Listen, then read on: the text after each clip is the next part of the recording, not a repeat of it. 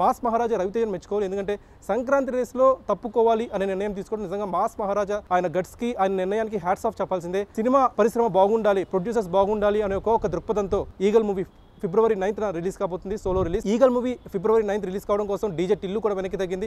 So obviously mass మహారాజా ఈ నిర్ణయం తీసుకోవడం కలిసి వచ్చే అంశం. అట్ ద సేమ్ టైం ఈ సంక్రాంతికి గుంటూరు కారంకి ఎలాంటి హైక్స్ లేకుండా ఉంటే బాగుంటుంది. ఎందుకంటే చాలా మంది ఓళ్ళకి వేలకు ఖర్చు పెట్టి వెళ్తున్నారు. ఒక బస్ టికెటే ఇప్పుడు ప్రెసెంట్ స్లీపర్ బస్ టికెటే 5,000 రూపీస్ అట్లా చూపిస్తుంది.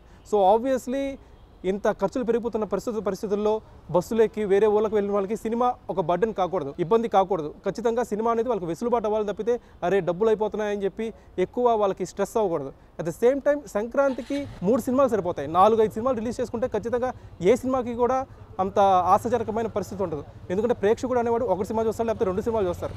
ఒకేసారి 4 సినిమాలు ఎవరు చూడరు. సో ఆబ్వియస్లీ ప్రేక్షకుడి జోబుకి చిల్లులు పడకుండా ప్రొడ్యూసర్స్ ప్లాన్ చేసుకోవాలి.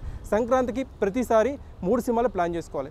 ఎందుకంటే ఎంతో ఖర్చు పెట్టి వేరే ఊళ్ళకి వెళ్తున్న ప్రజలు ఇలా సినిమాల కోసం మళ్ళీ వేలకు వెళ్ళి పెట్టలేరు కదా. సో ఈ ఒక్క విషయంలో ప్రొడ్యూసర్స్ డైరెక్టర్స్ ఆలోచిస్తే బాగుంటుందని నా అభిప్రాయం. వీడియో జర్నలిస్ట్ రాజాతో కార్తీక్ కొట్ట, ఫిల్మీ పిట్ తెలుగు, హైదరాబాద్.